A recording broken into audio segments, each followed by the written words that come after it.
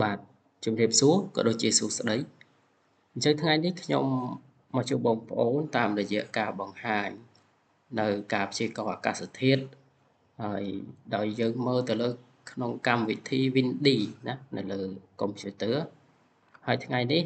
ខ្ញុំក៏បានផ្សារភ្ជាប់បន្ថែមផងដែរជាមួយនឹងព័ត៌មានដែលក្រសួងធនធានទឹកទើបតែបានជូនដំណឹងនៅពេលថ្មីៗនេះហើយពេលថ្មីៗនេះគឺជាថ្ងៃទី3ខែកក្កដាឆ្នាំ2026អញ្ចឹងជាការព្យាករណ៍ថ្មីថ្មោងក្រសួងធនធានទឹកក៏បានបញ្ជាក់ប្រាប់ថាអឺដោយសារតែសម្ពាធទាបណាដែលកើតឡើងនៅលើមហាសមុទ្រប៉ាស៊ីហ្វិកខាងលិចហ្នឹងហើយបានវិវត្តទៅជាព្យុះទី9ឈ្មោះថាបាវីហើយមានឥទ្ធិពលលើរបបខ្យល់មូសុងនិរតីដែលបក់មកលើឈូងសមុទ្របេងហ្គាល់មហាសមុទ្រអាដាម៉ាន់សមុទ្រជិតខាងត្បូងអាងទន្លេមេគង្គសមុទ្រកម្ពុជានិងលើព្រះរាជាណាចក្រកម្ពុជាព្រះរាជាណាចក្រកម្ពុជាពុំស្ថិតនៅលើគន្លងផ្លូវរបស់ព្យុះនេះទេណាព្យុះបាវិតនេះណាបាទអញ្ចឹងគឺខ្ញុំក៏បន្ទាប់ពីឃើញការព្យាករណ៍ហ្នឹងមកជាការជូនដំណឹងប្រកាសព័ត៌មានហ្នឹងមកគឺខ្ញុំក៏បានមកឆែកពិនិត្យមើលនៅក្នុងកម្មវិធីនឹងបន្ថែមហើយចង់បង្ហាញបងប្អូនផងដែរថានេះគឺជាទិន្នន័យអំពីផ្នែកវិនណាខ្យល់បក់ចរន្តខ្យល់បក់ហើយដូចតែខ្ញុំធ្លាប់ធ្វើវីដេអូបង្ហាញពីមុនអញ្ចឹងគឺនេះគឺជាចរន្តខ្យល់បក់បង្ហាញពីចរន្តខ្យល់បក់ទាំងមូលហើយយើងងាកត្រឡប់ទៅការជូនដំណឹងរបស់ក្រសួងធនធានទឹកនៅអតុននិយមវិញគឺនេះអឺខ្យល់មូសុងនិរតីរបស់យើងគឺបក់តាមនេះតាមទិសដៅខ្យល់ដែលខ្ញុំធ្វើនេះគឺពីទិសនិរតីមកហើយចូលឆ្លងកាត់សមុទ្របេងហ្គាល់ចេះទៅសមុទ្រអាដាម៉ាន់អីចឹងមកឆ្លងកាត់ឈូងសមុទ្រថៃហើយសមុទ្រកម្ពុជាមុននឹងចូលមកដល់ប្រទេសកម្ពុជាយើងដោយឡែកណាថ្មីថ្មោងនេះក៏មានព្យុះមួយកើតឡើងគឺហៅថាព្យុះបាវីហើយក្រសួងធនធានទឹកបានជូនដំណឹងហើយព្យុះនេះនៅឯណាចាំមើលខ្ញុំរកទីតាំងព្យុះបងប្អូនចង់រកទីតាំងព្យុះនៅលើកុំព្យូទ័រអឺគឺមួយនេះណាហ្នឹងហើយ Hurricane Tracker នេះគឺវានឹងបង្ហាញទិន្នន័យអំពីទីតាំងព្យុះដែលមានដែលកើតឡើងហើយអញ្ចឹងយើងមើលតារាងព្យុះ Hurricane ដែលមាននេះគឺមាន3ទី1 Douglas នេះនៅឆ្ងាយអត់នៅជិតយើងទេទី2នេះ Maisak នេះគឺជាព្យុះត្រូពិចមួយហើយនេះ Maisak អញ្ចឹងវាជាព្យុះមួយដែរដែលកំពុងតែកើតឡើងនៅក្បែរប្រទេសវៀតណាមនេះប្រទេសវៀតណាមហើយវានៅសមុទ្រចិនខាងត្បូងនៅក្បែរកោះហៃណានប្រទេសចិនឃើញទេអញ្ចឹងវាកំពុងតែប្រមូលផ្ដុំចរន្តខ្យល់បក់គួចនៅទីហ្នឹងហើយទាញយកសំណើមដ៏ច្រើនសម្បើមនេះពីនេះណាពីមហាសមុទ្រឥណ្ឌាទៅហ្នឹងហើយអាចរន្តខ្យល់មូសុងនិរតីយើងហ្នឹងបក់ចូលទៅឆ្លងកាត់ប្រទេសកម្ពុជាយើងអីហ្នឹងឯងមានន័យថាវាបក់ទៅបានលឿនខ្លាំងដែរអំពីសំណើមបក់ពីខាងទិសនិរតីហ្នឹងទៅហើយឥឡូវយើងមកមើលព្យុះបាវីវិញនេះគឺព្យុះបាវីខ្ញុំចុចលើវានេះហើយព្យុះបាវីចឹងវាកំពុងតែមានល្បឿនហើយនេះគន្លងផ្លូវដើររបស់វាដែលថាអត់កាត់រោបប្រទេសកម្ពុជាយើងទេយើងមើលយើងអាចមើលនេះណាដោយសារវាគ្រាន់តែជះឥទ្ធិពលមកលើអាកាសធាតុជារួមទេដែលក្រសួងគាត់បានជូនដំណឹងអញ្ចឹងវាធ្វើឲ្យមានសម្ពាធទាបមួយចំនួនអាចកើតឡើងដែរហើយមួយទៀតនេះឥទ្ធិពលរបស់ព្យុះនេះណា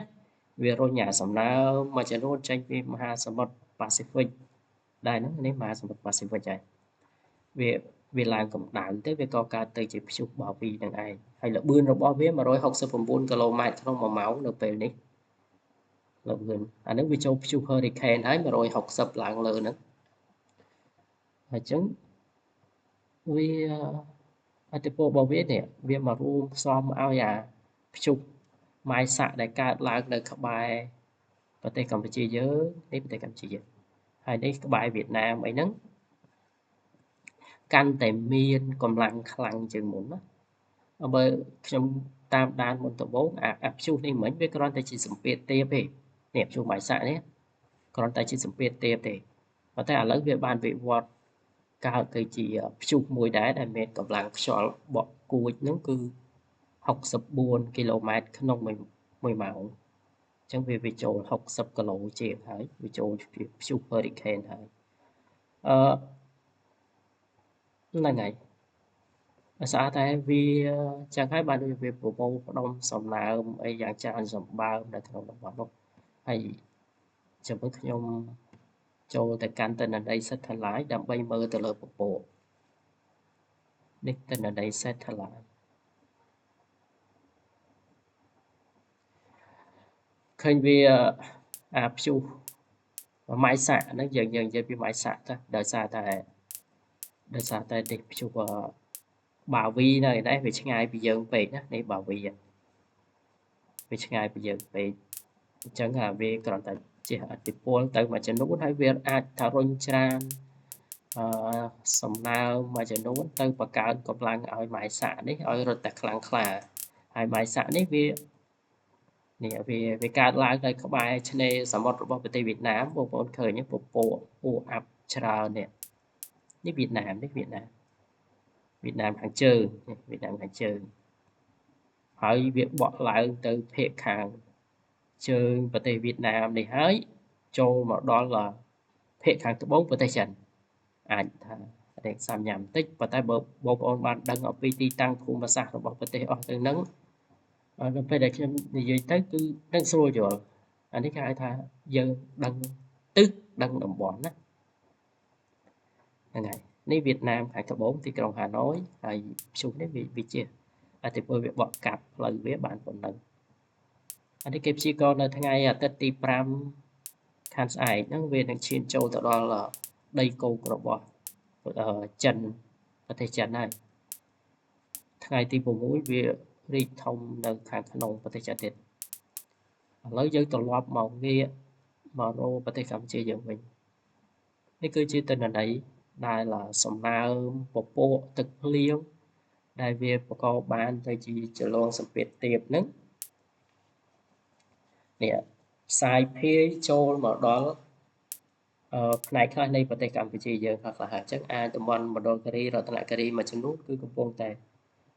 ភ្លៀងហើយនៅក្នុងពេលនេះក៏ថាបានដែរអញ្ចឹងអ្វីដែលចង់បង្ហាញប្រាប់បងប្អូនថាជាទូទៅប្រទេសកម្ពុជាយើងកម្រជួបប្រទេសមុខខ្យល់ព្យុះធំឬក៏ព្យុះផ្សេងមក direct ផ្ទាល់មកលើយើងណាគឺកម្រមែនទេណាអញ្ចឹងអ្វីដែលយើងទទួលបានមានភ្លៀងអ៊ូអាប់អីហ្នឹងគឺដោយសារតែចំហាយរបស់ឥទ្ធិពលព្យុះអស់ទាំងនោះដែលវាកើតឡើងនៅក្បែរយើងទេណាហ្នឹងហើយអញ្ចឹងហើយជាការសន្និដ្ឋានយើងក៏ជាការរំពឹងទុកយើងអាចព្យាករណ៍ឬក៏រំពឹងទុកថាប្រទេសកម្ពុជាយើងនឹងទទួលបានទឹកភ្លៀងច្រើននៅក្នុងសប្តាហ៍នេះជាពិសេសគឺអាចថាដើមខែ7នេះអញ្ចឹងការព្យាករណ៍របស់ក្រសួងធនធានទឹកនៅអតុតនិយមបើគាត់និយាយសម្ដែងទៅលើព្យុះបាវីនេះវាមានឥទ្ធិពលរហូតដល់ថ្ងៃទី12ដូចជាថ្ងៃទី12ខែ7ណាឥឡូវយើងមើលជាក់ស្ដែងនៅក្នុងនេះវិញគឺវាដល់ថ្ងៃពុធទី8អានេះដែលវាល្បឿននៃព្យុះហ្នឹងណាអញ្ចឹងគ្រាន់តែថាប្រហែលជាឥទ្ធិពលនៃអាកាសធាតុដែលវាពជាពេលវាអាចរុញច្រានទៅដល់ថ្ងៃទី12ដោយការជូនដំណឹងរបស់ក្រសួងធនធានទឹកនៅអតុយមផងដែរក៏ថាបានហើយល្បឿនខ្យល់198គីឡូម៉ែត្រក្នុង1ម៉ោងដូចជាអញ្ចឹងហ្នឹងហើយ ហើយនេះវាតរងមករកប្រទេសហ្វីលីពីននេះប្រទេសហ្វីលីពីននេះបងប្អូនប្រទេសហ្វីលីពីនហើយឧស្សាហ៍ជួបព្យុះជាងគេដោយសារវាអញ្ចឹងណាដោយសារទិសដៅរបស់ព្យុះវាតែងតែបកឆ្លងកាត់ប្រទេសហ្វីលីពីនហើយបានវាមករកប្រទេសវៀតណាមមករកប្រទេសយើងប៉ុន្តែទម្រាំមកដល់ប្រទេសវៀតណាមនិងប្រទេសយើងវាបុកប្រទេសហ្វីលីពីនឡើងខ្ទេចខ្ទីល្បាត់ល្បាយអស់កំសួលបានវាចូលមកដល់ដីគោកប្រទេសយើងប៉ុន្តែមុននឹងចូលដល់ប្រទេសយើង direct ផ្ទាល់អានេះខ្ញុំនិយាយពីផ្លូវដើររបស់ព្យុះមួយចំនួនណាមុននឹងចូលដល់ប្រទេសកម្ពុជាយើងផ្ទាល់នេះ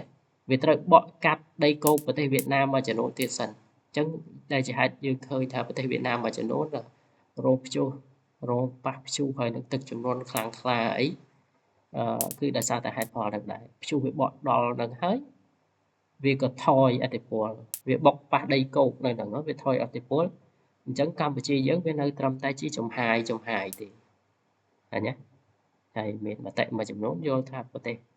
ទឹកដីយើងវាជាទឹកដីយ៉ាងត្រជាក់ត្រជុំឬក៏អំណោយផលអត់ជួបគ្រោះរាំងស្ងួតអត់សូវជួបគ្រោះធម្មជាតិអីលក្ខណៈបែបហ្នឹងដូចគេតែអាហ្នឹងយើងអាចនិយាយលេងចឹងបានអញ្ចឹងណាអញ្ចឹងសរុបរួមមកវិញគឺកម្មវិធី Windy នេះក៏យើងអាចប្រើប្រាស់បាននៅលើទូរស័ព្ទផងដែរអញ្ចឹងខ្ញុំសាកល្បងបើកមើលទូរស័ព្ទមើលវាចេញឬអត់ដោយសារខ្ញុំបានភ្ជាប់ link ជាមួយទូរស័ព្ទ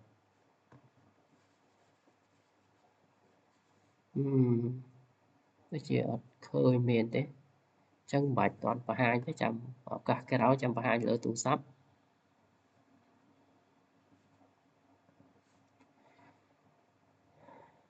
អញ្ចឹងឆ្លងតាមការបង្ហាញនេះយើងមានព្យុះម៉ៃសាក់មួយដែលនៅក្បែរយើងហើយវានឹងធ្វើឲ្យសម្ពាធទាបរបស់វាហ្នឹងគឺរាលដាលមកដល់ប្រទេសកម្ពុជាយើងផងដែរហើយនៅកម្លាំងខ្យល់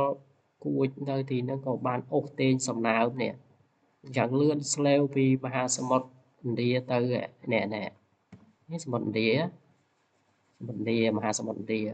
វាអូសសំណើមពីនឹងឯងទៅវាធ្វើដំណើររាប់សិបគីឡូម៉ែត្រកាត់តាមសមុទ្រហើយអូសសំណើមពីទឹកសមុទ្រនឹងទៅថែមទៀតដើម្បីបញ្ជូនមកឲ្យឆ្លងកាត់ដីគោកឆ្លងកាត់ប្រទេសកម្ពុជាយើងអីចឹងទៅធ្វើឲ្យតំបន់ប៉ែកខាងលិចប្រទេសយើងនេះក៏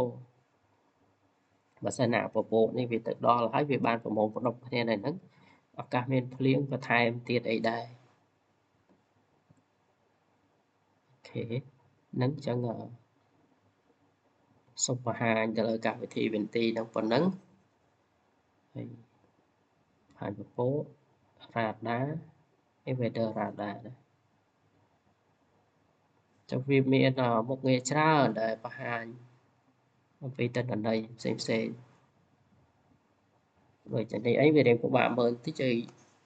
តែបង្ហាញពីពពកហ្នឹងកម្រិតពពកដែលខ្លាំងមានឱកាសខ្លាយទៅជាភ្លៀងអីចឹងទៅ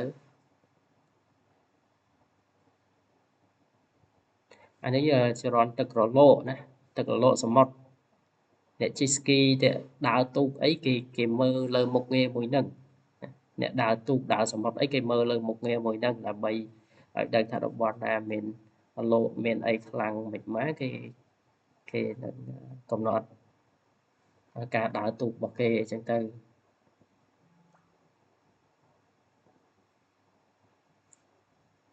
តែអញ្ចឹងសម្រាប់វីដេអូនេះគឺខ្ញុំសូមបង្ហាញប៉ុណ្ណឹងហើយបើសិនជាមានការ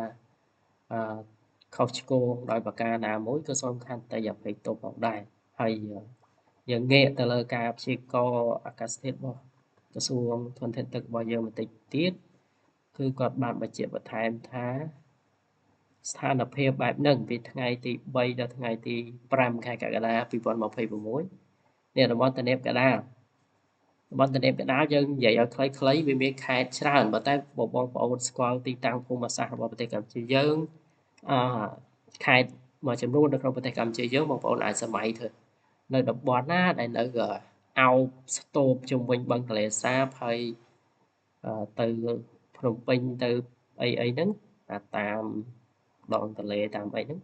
អាហ្នឹងសឹងតែជាតំបន់ទំនាបកណ្ដាលហើយវាលទំនាបកណ្ដាលអីចឹងទៅ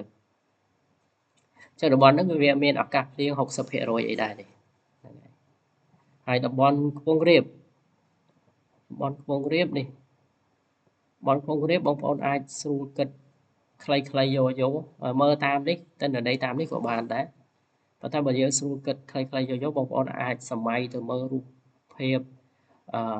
តំបន់ណាឬក៏ខេត្តណាដែលមានតំបន់ព័ទ្ធជុំវិញប្រទេសកម្ពុជាយើងហាក់ដូចជាជុំវិញខ្សែព្រំប្រទល់របស់ប្រទេសកម្ពុជាយើងអញ្ចឹងតំបន់ភ្នំហើយតំបន់ដីទួលខ្ពង់រាប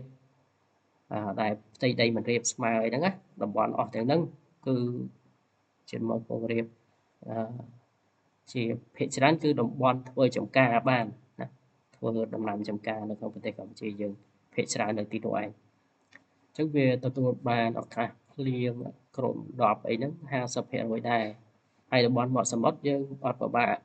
ឆ្ងល់ទេគឺប៉ែកខាងកពតកោះកុងបរសៃអនុកំពង់សោមអីហ្នឹងហើយមានឱកាសភ្លៀង 50% ដែរវារៀងខ្សោយដោយសារសំណើមវាអូសខ្លាំងនេះសំណើមវាអូសខ្លាំងចូលមកគួបជាមួយព្យុះនៅឯណែអញ្ចឹងមានន័យថាការប្រមូលផ្ដុំនៅទីនេះវាហាក់បីដូចជាអត់មានការប្រមូលផ្ដុំឲ្យបានច្រើនទេថាការប្រមូលផ្ដុំពពកទឹកភ្លៀងតំបន់នេះវាអាចជាជួរភ្នំកវាញអីណាជួរភ្នំកវាញភ្នំឱរ៉ាល់